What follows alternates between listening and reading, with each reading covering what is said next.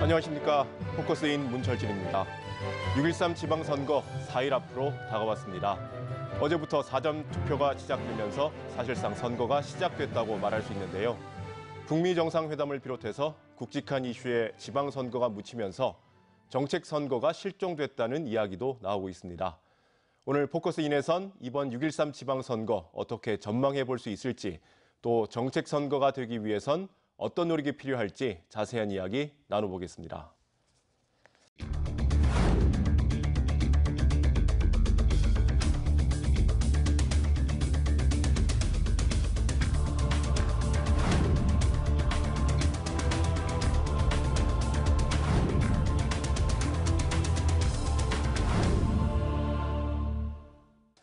함께 하실 분들 소개해드립니다. 경남대학교 행정학과 오건호 교수님 함께합니다. 어서 오십시오. 네, 안녕하세요. 다음은 경상남도 선거관리위원회 신영식 사무처장 자리했습니다. 안녕하십니까? 반갑습니다. 네, 지방선거 이제 4일 앞으로 다가왔습니다. 정말 얼마 남지 않았는데, 자, 사무처장께서는 많이 바쁘시죠, 요즘? 네, 그렇습니다. 오늘 오후 6시면 사전투표가 모두 끝나는데요. 이제 일반 투표소 투표와 개표만을 남겨놓고 있는 만큼 원활한 투개표 관리를 위한 장소 설비와 투표 참여 홍보에 모든 역량을 집중하고 있습니다. 네, 이번 지방선거 대형 이슈에 좀 묻혀가지고 조용히 지나간다고 이야기하시는 분들이 많습니다. 실제로 선관위는 또 어떻게 느끼고 계십니까? 네, 선거 기간 내내 한반도를 둘러싼 나라 안팎의 대형 이슈들이 시시각각 전개되고 있어 선거에 대한 유권자들의 관심이 상대적으로 낮아지지 않을까 하는 우려를 가지고 있는 것도 사실입니다. 그러나 국민의 신성한 참정권 행사가 다른 이슈의 뒷전으로 밀려서는 안 된다고 생각합니다. 아름다운 선거를 통한 행복한 우리 동네를 만드는 일에 우리 모두가 나서야 할 때입니다. 네, 자 교수님, 개인적으로 보시기에 이번 지방선거 분위기 어떻습니까? 네, 그동안은 선거 분위기가 좀 많이 가라앉아 있다 이런 지적이 많이 있었는데, 그래도 6월 1일 공식 선거 운동이 시작되고 나서는 그래도 좀 분위기가 살아나는 것 아닌가 이런 생각이 좀 듭니다. 아무래도 현실적으로 선거 벽보가 붙고 현수막도 붙고 또 로고송이 들리고 하면서 지금 선거가 가까워오는구나 하는 그 인상을 받고 있습니다.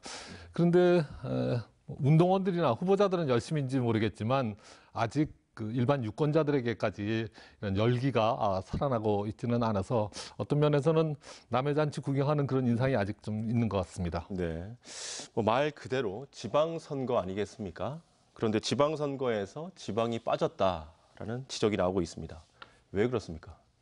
아까 말씀하신 대로 워낙 그 선거를 압도하는 대형 이슈들이 많이 있기 때문에 사실상 분위기를 살리기는 쉽지 않은 것 같습니다. 이제 북핵 문제에 대한 북미 정상회담이 바로 코앞에 다가와 있고, 그러니까 이런 북미 정상회담이나 이런 것들은 어떻게 보면 우리 분단 70년의 그 역사를 바꾸는 어떤 평화의 길로 접어들느냐 하는 이런 기로에 있기 때문에 대한민국 국민이라면 누구나 관심을 갖고 그것에 대한 어떤 첨예의 그 촉각을 곤두세울 수밖에 없고, 그러다 보면 아무래도 선거는 약간 뒤로 물러나는 듯한 그런 인상을 지울 수가 없습니다.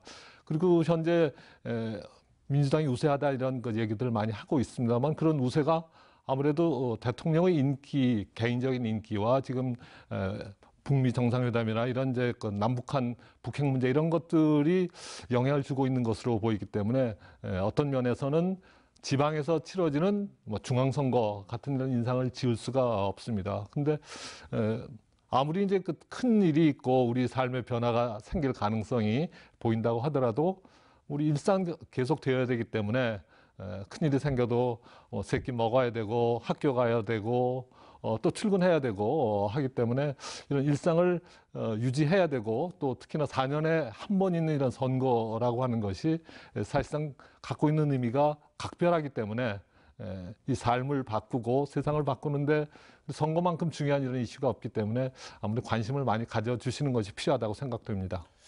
네, 이번 지방선거에서 경남은 유독 관심을 많이 받고 있습니다. 전국적으로 관심을 갖고 계신데, 지난 지방선거와 비교를 하자면 네. 이번에는 판세가 좀 어떨 것 같습니까?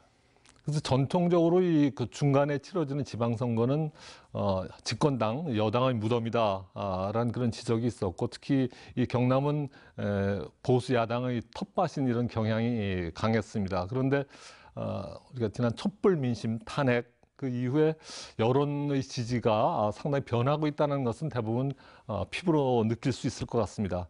지난 총선과 대선에서 여당이 득표율이 높아졌고, 흔히 얘기하는 낙동강 벨트에서 교두부를 확보한 그런 측면이 있습니다. 최근 여론조사를 보면 민주당하고 그 후보자들의 지지율이 자유한국당보다 높게 나타나고 있는 것도 사실입니다.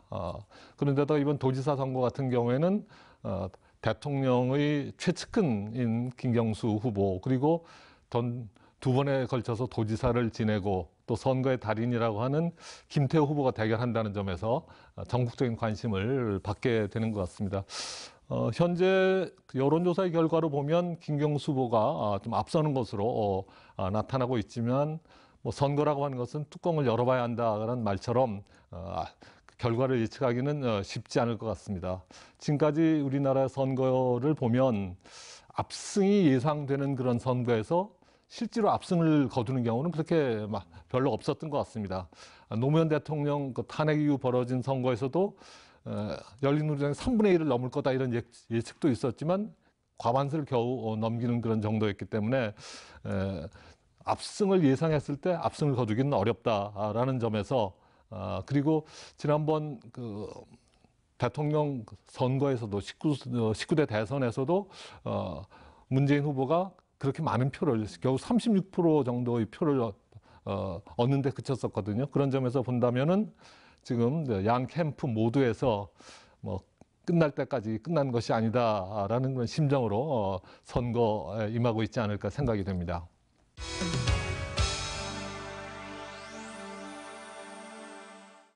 네, 선거가 시작되면 늘 나오는 말이 정책 선거인데 아직도 정책 선거는 실종이라는 지적입니다.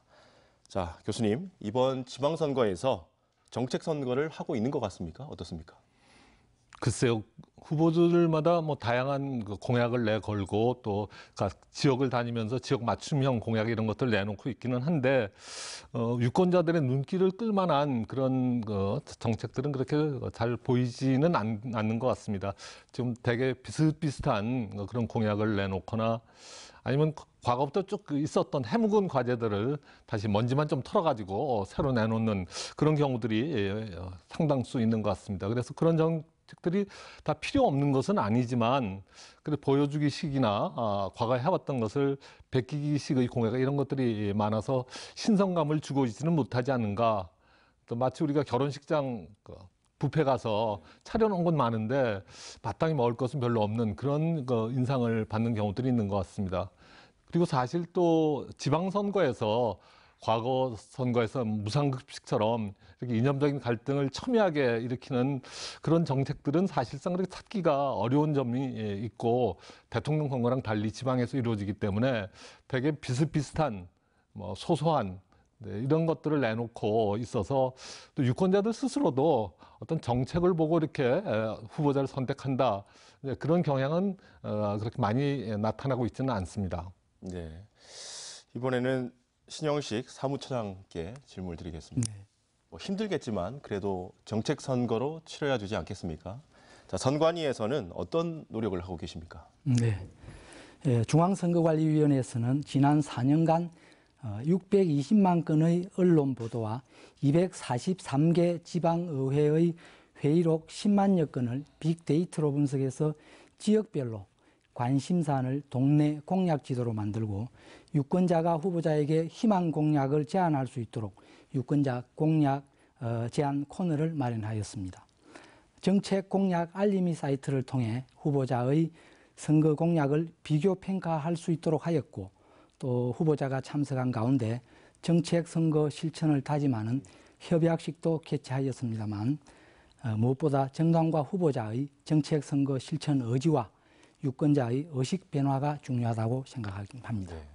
네, 유권자들이 후보자들을 검증할 수 있는 방법이 TV 토론, 또 우편으로 받아보는 공보물 정도인데, 자, 이것으로 정책 선거가 가능할까요? 교수님 어떻습니까?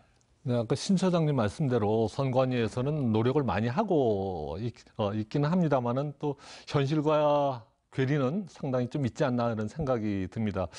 TV 토론이나 이런 공보물 같은 경우에 그것만으로는 후보자를 평가하기에는 절대적으로 정보가 부족하지 않나 하는 생각입니다. TV 토론이라고 하는 것이 되게 시간과 형식이 아주 엄격하게 정해져 있기 때문에 심층적으로 하나 묻고 거기 답에 대해서 또 다시 묻고 하는 이런 식이 되기가 상당히 어렵습니다. 그래서 분 단위로 시간을 정해놓고 발언 순서라든가 형식도 기계적으로 하기 때문에 어떻게 보면 재미도 별로 없고 그것을 통해서 그 사람의 정책을 심층적으로 파악하기도 좀 어려운 그런 현실이 있지 않나 하는 생각입니다. 물론 선관위에서는 이 후보자들 간의 공정성 때문에 시간이라든가 뭐 이런 것들을 제약을 할 수밖에 없는 뭐 그런 점이 있긴 하지만 좀 더 자유로운 토론 그리고 질의응답 이런 것들이 필요해 보이고 공보물의 경우에서도 아무래도 이제 얼마큼 이제 유권자들께서 꼼꼼하게 보느냐의 문제도 있겠습니다만은 되게 일방적인 그 후보자에 대한 소개 그런 면에서는 약간 광고물 같은 그런 인상을 주기 때문에 그것을 가지고 후보자들의 자질이나 정책을 검증하는 데는 아직 제약이 많다고 이렇게 보여집니다. 네, 뭐 정책 선거라는 것이 아무리 강조해도 지나침이 없겠습니다만 늘 선거 때마다 나오는 이야기인데 잘 안 되거든요. 뭐 어떤 원인이 있겠습니까? 글쎄 이번 선거가 끝나도 또 잘 안 된다 이런 얘기들이 또 나올 수 있을 것 같습니다만은 이제 되게 우리나라 선거가 이렇게 보면 외형적으로 보면 상당히 좋게 얘기해서 다이내믹하다. 그렇게 해서 외국인들도 평가하기를 굉장히 축제 분위기로 치러진다. 온 길거리에 다 나와서 춤추고 하는 이런 것들, 역동성 이런 것들은 긍정적으로 평가를 하는데 실질적으로 그 내용 면에서는 별 알맹이 없다 이런 얘기들을 많이 합니다. 화려하긴 한데 먹을 것은 실질적으로 내놓는 것이 별로 없어서 정책 선거가 실종된다 이런 얘기를 많이 하고 있습니다만은 되게 우리나라의 이제 그 양대 거대 정당이 기본적인 그 성격이 보수적인 성향 또 국민 전체를 아우른다 뭐 이런 그 입장에서 있기 때문에 이념적인 차이라든가 이런 것들이 그 별로 크지 않고 그러다 보니까 되게 비슷한 공약을 내걸고 후보들 간의 변별성 이런 것도 좀 떨어지는 그런 면에서 정책을 걸고서 그 평가를 이제 요구하기에는 조금 어려운 그런 점들이 있는 것 같습니다. 그러다 보니까 대부분의 그 정당이나 후보자들이 이제 네거티브나 어떤 인신공격 이런 것들이 오히려 더 가성비가 높다 이렇게 판단을 할 수밖에 없을 것 같습니다. 그래서 일반적으로 보면 뭐 선거 전문가들 얘기를 들어보면 자기 장점을 드러내기보다는 남의 단점을 지적하는 게 훨씬 더 효과적이다. 아무래도 부정적인 얘기, 어떤 까십거리 이런 것들에 대해서 좀 더 유권자들 촉각을 관심을 보이기 때문에 그런 선거가 될 수밖에 없다 이런 지적들을 하고 있습니다. 그래서 유권자들이 말로는 정책 선거 뭐 이런 얘기들 하지만 뭐 중상모략, 뭐 유언비 이런 것들을 싫어한다고 하지만 실질적으로는 그것에 영향을 많이 받는다는 거죠. 이제 그런 점에서 후보자들의 입장에서도 TV 토론에 나와서 열심히 하고 정책을 내놓기보다는 시장에 가서 손 한번 더 잡고 같이 술 한잔 더 하고 이런 것들이 훨씬 더 유리하다라고 이렇게 판단하고 그렇게 하다 보니까 결과적으로 정책 선거는 실종되는 이런 경향 이런 것들이 과거의 선거에서부터 지속적으로 나타나고 있지 않는가 생각이 됩니다. 네, 선진국들은 뭐 어떻게 하고 있는지 궁금해지는데요. 물론 우리와는 상황이 좀 다르겠지만 정책 선거를 잘 하고 있는 선진국의 사례가 있을까요? 뭐 워낙 선진국도 외국의 경우에도 다양하기 때문에 뭐 일률적으로 말씀드리기는 어려울 것 같고 선진국이라고 하더라도 뭐 불법 네거티브 선거 이런 것들이 상당히 많이 있는 그런 경우들도 있습니다. 그런데 우리만큼 이렇게 과열 양상을 보이는 경우는 그렇게 흔치는 않은 것으로 보이고 되게 외국의 경우는 그 투표를 이렇게 공휴일로 하루 정해서 하기보다는 되게 주말에 일요일 날 놀 때 하는 그런 경우가 일반적이거든요. 그래서 선진국의 경우는 미국의 경우를 이렇게 많이 예를 듭니다만은 미국의 경우가 뭐 정답은 아니지만 실질적으로 굉장히 돈 선거다 이런 지적들은 많고 온갖 그 TV나 이런 것들을 통해서 상대를 비방하거나 비교해서 상대를 욕보이는 이런 광고들도 많이 하고 있고, 언론들도 특정 후보를 지지하는 선언을 하고 운동을 하고 이런 경향들이 있어서 그야말로 자유방임 인 경향이 있고, 선거 비용에 대해서만 상당히 투명성을 요구하는 규제를 가하는 것 같습니다. 그리고 우리가 일반적으로 선진국이라고 많이 생각하는 유럽의 이제 스웨덴이라는 북구 같은 그런 경우에 보면 상대적으로 조용한 편인데요. 그쪽의 선거들이 갖고 있는 공통점을 이렇게 한번 보면 대체적으로 어떤 우리가 1인을 뽑는, 한 선거구에서 1인을 뽑는 이런 선거보다는 비례대표를 통해서 정당 투표를 해서 투표를 많이 얻은 정당의 순서대로 이렇게 유권자들이 투표를 하기 때문에 개인 간의 어떤 대립이나 이런 것들이 적어서 상대적으로 이런 비난하고 뭐 이렇게 흑색 선거 이런 것들은 좀 적지 않나 생각이 되고, 또 두 번째로 이렇게 보면 어릴 때부터 정치 교육을 많이 해서 초등학교 때부터 이렇게 뭘 직접 자신들이 사람을 뽑고 결정하고 이런 경험을 통해서 기본적으로 협상이라든가 토론이라든가 이런 데에 대한 익숙해져 있고, 그다음에는 많은 이 선거 운동을 하는 과정에서도 보면 자원봉사자들의 역할이 굉장히 크다는 그런 점이 있고, 마지막으로 한 가지 더 들자면 국회의원이나 이런 정치인들에게 주어지는 어떤 특혜나 보상이 우리보다 훨씬 작기 때문에 그렇게 피 튀기며 선거를 해서 정치인이 되고자 하는 그런 인센티브가 상대적으로 적어서 그런 제도적인 면과 그다음에 정치 문화적인 면에서 이런 과열 선거나 흑색 선거를 방지하는 그런 장치가 마련되어 있다, 이렇게 볼 수 있을 것 같습니다. 네. 우리나라도 그런 선진국의 사례들을 좀 들여와서 바꿀 수 있는 부분이 있을 것 같은데 어떤 노력이 좀 필요하겠습니까? 그동안에도 계속 이제 선관위에서도 이런 선거제도를 바꾸는 이런 노력들을 해왔고, 그런 건의도 많이 했습니다만은 실질적으로 정치권에서 잘 받아들여지지는 않고 있는 것 같습니다. 그래서 후보자들에게만 이런 문제를 짐을 지우거나 책임을 물을 수는 없을 것 같고, 유권자들 그리고 언론도 같이 노력을 해야 되지 않을까 생각이 됩니다. 좋은 유권자가 좋은 정치가를 만든다는 말처럼 우리가 이제 대개 보면 연고주의 이런 영향을 많이 받게 되는데, 그런 개인적인 인연보다는 후보자들이 자질이나 능력을 꼼꼼하게 평가하고 공약을 이렇게 골라서 선별할 수 있는 그런 노력과 시간을 좀 들여야 될 것 같고요. 언론도 대개 보면 가십거리나 네거티브 이런 것들을 안 한다고 하면서도 그런 것들이 나면 그것에 대해서 계속 보도를 하거든요. 네.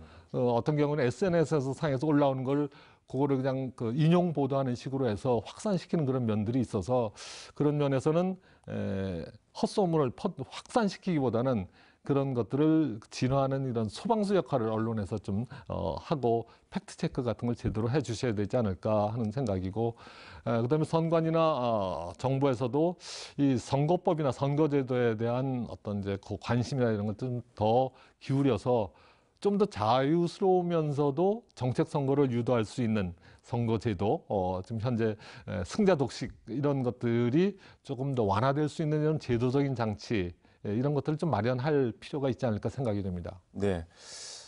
교수님께서 새로운 대안으로 제도적인 장치 말씀을 좀 하셨는데, 선관위는 어떻습니까? 어떤 의견이십니까? 네. 후보자가 좋은 정책을 제안하고 유권자가 그 정책에 대해 투표로 화답할 때 정책 선거가 뿌리 내릴 수 있을 것입니다.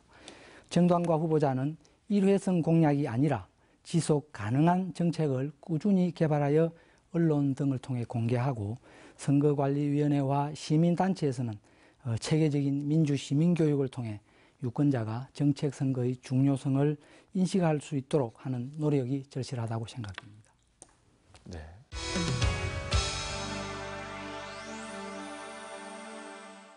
네, 어제부터 사전투표가 진행되고 있죠. 오늘까지로 알고 있는데 이 사전투표는 지난 지방선거부터 도입이 된 건가요? 네, 그렇습니다. 별도의 부재자 신고 없이 유권자들이 편리하게 투표할 수 있는 방법은 없을까 오랜 고민 끝에 나온 것이 지난 지방선거에서 처음 시행된 사전투표 제도입니다. 네. 이게 사전투표 제도가 투표율을 높이는 데 좀 도움이 된다. 이런 뉴스들이 많았거든요. 실제로 어떻습니까? 네.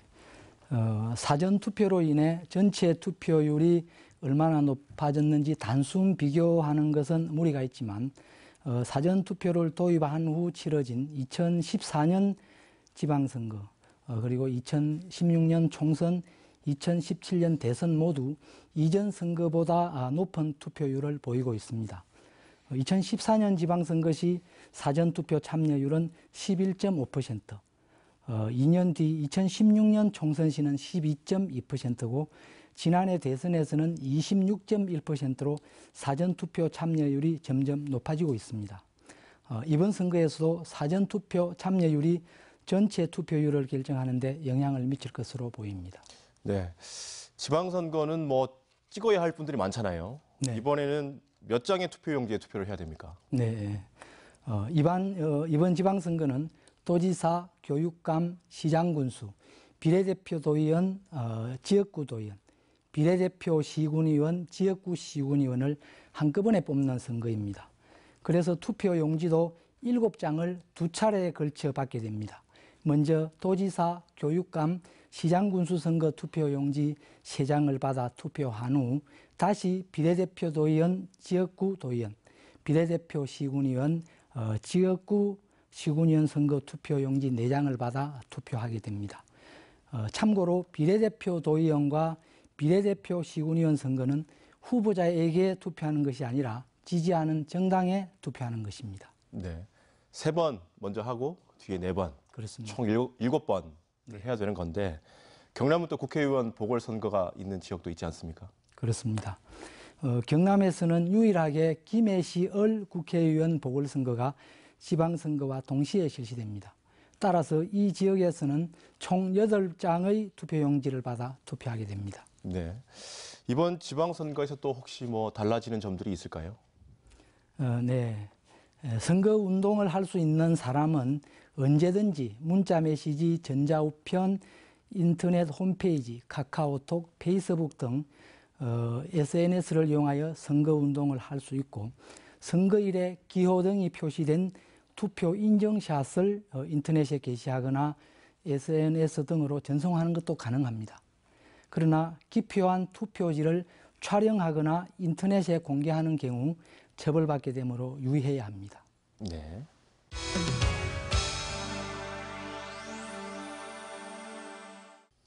이번 지방선거는 투표율이 어느 정도나 될 것 같습니까? 어려운 질문인데요.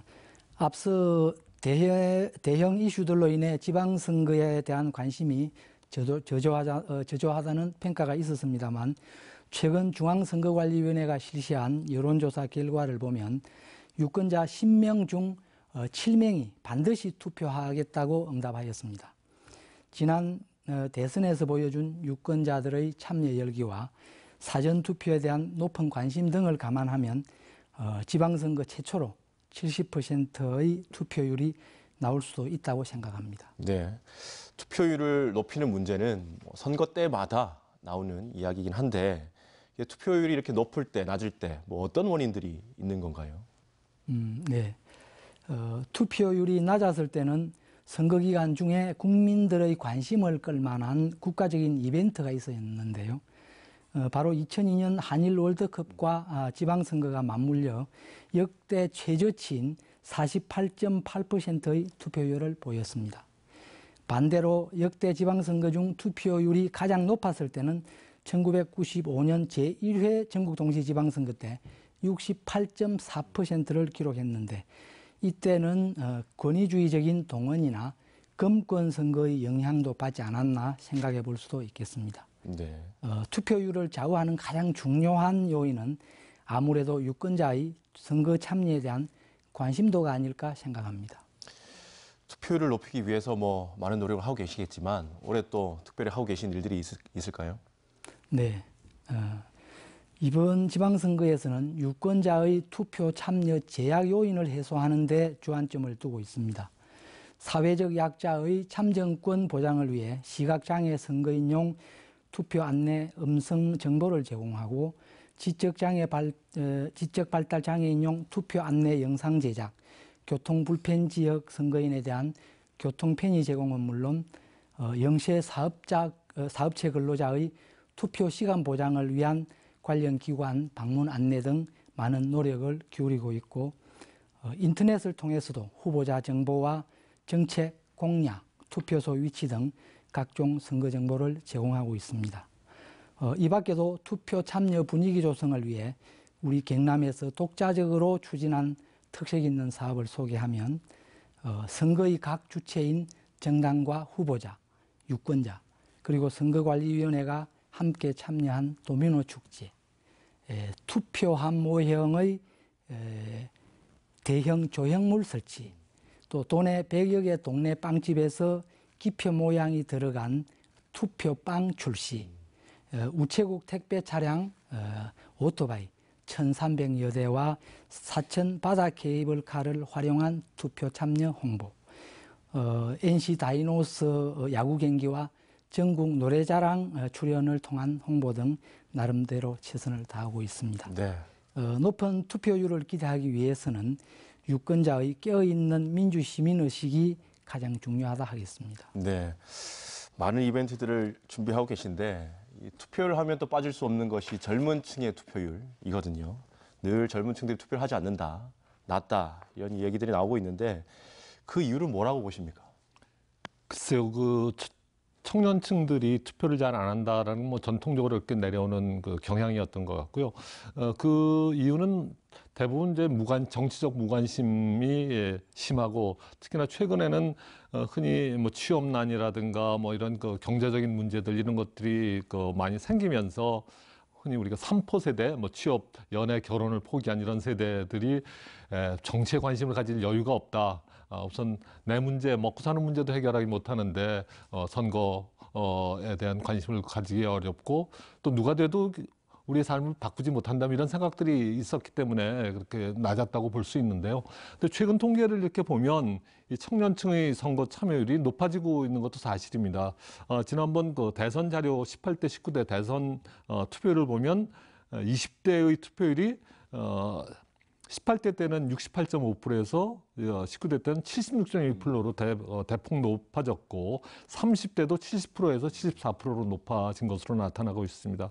상대적으로 투표율이 높았던 50대, 60대는 조금 떨어지는 현상, 그래서 80% 정도에서 한 2, 3%씩 떨어져서 젊은 층의 어떤 정치에 대한 관심이라든가 내지는 이런 선거에 대한 그 관심 이런 것들이 좀 높아지는 것 같아서 상당히 고무적으로 보이고 있습니다.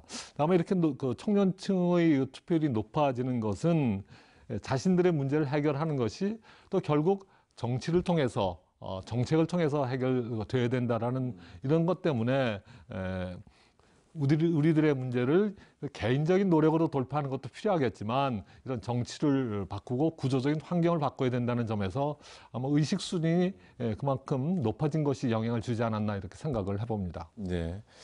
투표율을 전체적으로 높이기 위해서 뭐 좋은 방안이 있으시면 한번 이번 기회에 제안을 한번 해주시죠.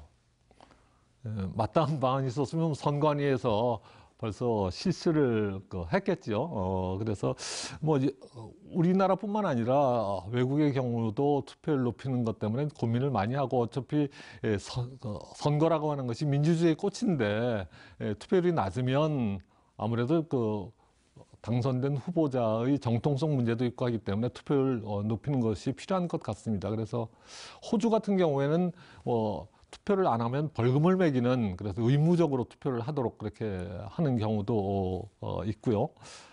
또 얼마 전에 우리나라에서도 투표하면 복권을 나눠줘서 당첨되면 상금을 시상하는 이런 아이디어까지도 나왔던 것 같습니다. 그리고 아까 선관위에서도 여러 다양한 이벤트를 많이 마련해서 투표를 높이려고 노력을 하고 계십니다만은 결국 중요한 것은 이런 투표를 통해서 내가 살고 있는 세상, 내가 원하는 세상을 만들 수 있다라는 그런 기대나 희망을 심어줄 수 있으면 아무래도 투표율이 높아질 것 같고 그런 점에서 제가 보기에는 이제 투표 연령을 뭐 지금 18세는 낮춰야 된다는 요구들이 많이 있는데 조금 더 투표 연령을 좀 낮추는 것도 필요할 것 같고요. 그리고 어릴 때부터 이런 그 투표라든가 정치 행위를 하는 데 대한 교육 뭐 이런 것들도 이루어지면 자연스럽게 투표율이 좀 올라갈 수 있지 않을까 생각이 됩니다. 네. 희망을 줘야 된다 말씀하셨는데 결국 정치인들이 좀 더 분발해야겠네요. 그죠? 정치인도 분발을 해야 되고 또 내 한 표가 세상을 조금 바꿀 수 있다라는 그런 그 정치적 효능감 이런 것들을 갖는 것들이 필요합니다. 네. 그리고 이번 지방선거에는 교육감도 함께 뽑게 되어 있는데 교육수장을 뽑는 교육감 선거 무척 중요하지 않습니까? 하지만 지방선거 여러 가지에 밀려서 관심도가 좀 떨어지는 것 같습니다. 이 부분에 대해서는 어떻게 보십니까? 네, 사실 교육감은 그 지역의 교육 대통령이라고 할 수 있을 정도로 권한도 크고 다루는 예산도 이런 도지사에 못지않게 많이 있습니다. 근데 거기에 비해서 상대적으로는 그 관심을 좀 덜 받고 있는 것이 그 사실인데요. 대개 후보자에 대한 정보도 상당히 부족하고 후보자들도 자신의 정책을 잘 포장해서 유권자들에게 효과적으로 내미는 그런 이제 그 능력도 좀 모자라지 않은가 하는 생각이 듭니다. 그렇게 보는 이유는 우리가 교육이라고 하는 것은 뭐 정치적 중립을 지켜야 되고 하기 때문에 정치색을 자꾸 탈피해야 된다라고 얘기를 하지만 우리 선거로 뽑는 교육감이 정치적으로 무색무취하기를 기대하는 것은 조금 비현실적이지 않은가 하는 생각이 듭니다. 그래서 적어도 이제 우리가 기초의원은 뭐 이제 정당을 배제해야 된다 그런 논의가 많이 있습니다만 교육감의 경우에는 오히려 정당 추천제 이런 것들을 통해서 오히려 좀 정당이 뒷받침되는 이런 선거를 하는 것이 관심도를 높이는 데도 더 좋을 것 같고 또 교육감 스스로도 도지사나 이런 그 지방 정부와 이렇게 보조를 맞추어서 일을 해나가는데 도움이 되지 않을까 이렇게 생각이 됩니다. 정당은 없애긴 했지만 그래도 유권자들은 진보 후보, 보수 후보 뭐 이렇게 나누지 않습니까? 그렇죠. 언론 스스로도 뭐 진보 후보, 보수 후보 이렇게 갈라서 이렇게 하고 뭐 단일화 해야 된다 이런 요구를 하는 걸 보면 현실적으로는 어느 정도 이런 정당의 입김 이런 것들이 다 들어가 있는 셈이죠. 근데 그것을 아예 공개적으로, 공식적으로 이렇게 제도하는 것도 한 방법이 아닐까 이런 생각을 할 수가 있겠습니다. 네.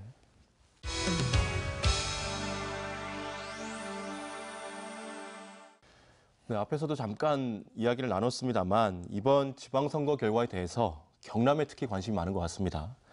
경남은 보수의 텃밭이다 이런 얘기를 하지만 이번에는 좀 다를 거다라는 전망들이 많고요. 뭐 어떤 변화가 있을 걸로 예상하십니까? 지금 여론조사상으로 보면 분명히 변화가 있는 것은 사실인 것 같습니다. 지난 대선이나 총선에서도 보면 과거와 달리 완전 그전엔 뭐 흔히 몸만 꽂아도 당선된다라는 그런 것들은 조금 이제 지나간 이야기가 된 것 같고 기존에 우리 더불어민주당의 지지율이 상당히 많이 올랐기 때문에 사실 이번 선거에 대한 관심도가 과연 그런 지지율의 변화가 실질적으로 선거에서 당락으로 나타날 것인가에 대한 관심들이 있는 것 같습니다. 그래서 일시적인 변화인지 아니면 이 경남 지역이 어떤 정치 지형이 구조적으로 변하는 것인지를 판단하는 그런 계기가 될 것 같습니다. 그리고 원래 이 경남이 우리가 부마 항쟁의 그 진원지였고 또 김영삼 대통령이 3당 합당하기 전까지는 이게 야당 성향이 강한 그런 지역이었거든요. 그런데 이게 합당을 하고 YS가 대통령이 되고 나서부터는 오히려 보수 쪽으로 이렇게 기울어졌기 때문에 이번에 대통령이 바뀌고 그리고 분위기가 바뀐 것이 이런 그 경남의 전체적인 정치적 색깔이 바뀌는 과정인지를 이번 선거를 통해서 확인할 수 있을 것 같습니다. 네, 경남을 포함해서 부산, 울산, 네. 이제 대구까지 영남권 크게 보면 전부 다 변화가 있는 것처럼 보이긴 하거든요. 네, 그렇죠. 뭐 다른 지역은 어떻게 보고 계신가요? 전반적으로는 보면 지금까지 구도가 이 영남권은 이제 보수적인 색채를 갖고 기존의 지금은 야당이 됐습니다. 야당의 이제 근원지 텃밭이라고 볼 수 있고 호남 지역은 이제 흔히 진보적인 그 야당의 그 텃밭이었고, 그래서 결국 수도권에서 어떤 그 결판이 나게 되는 이런 구도를 갖고 있는데, 아시는 것처럼 이번은 그런 것들이 상당히 우리가 예상과는 다른 기존의 어떤 그 선거 지형, 정치 지형하고는 많이 달라지고 있어서 그야말로 그 결과가 사실 저도 상당히 궁금하긴 합니다. 네, 뭔가 달라질 수도 있겠죠. 네. 한번 지켜봐야 될 것 같습니다. 자, 그럼에도 불구하고 여당이 앞서 나가는 것처럼 보이긴 하지만 그래도 경남은 보수의 텃밭, 아성이 쉽게 무너지지 않을 것이다. 그래서 여론조사에서도 성향을 쉽게 드러나지 않는 샤이 보수들이 잡히지 않는다. 이런 주장을 하기도 하거든요. 자, 그래서 투표함을 열어봐야 실제로 결과를 알 수 있을 것이다. 라고 말하는 분들도 있는데 그 점은 어떻게 보십니까?